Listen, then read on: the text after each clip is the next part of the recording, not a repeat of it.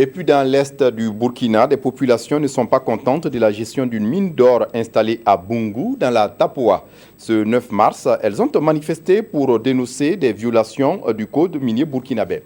Mamadi Ouedraogo, sur place à Fadangourma. Grogne social dans les rues de Fadangourma en cette matinée de jeudi 9 mars 2017. La redistribution des emplois au niveau de la mine d'or de Boungou dans la province de la Tapoa commence déjà à faire grincer des dents.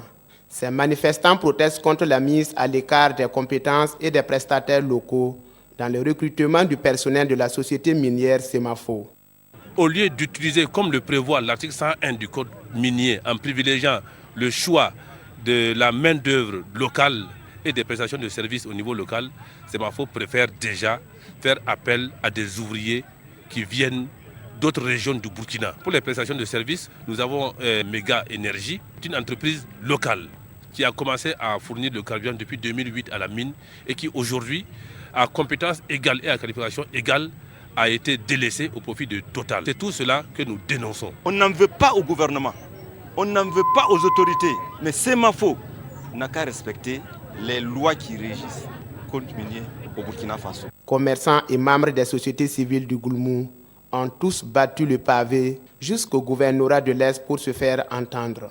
Le message que je leur ai transmis en entendant d'exploiter le document qui m'a été remis ce matin, c'est qu'il faille privilégier la concertation, les discussions avant d'aller directement aux manifestations.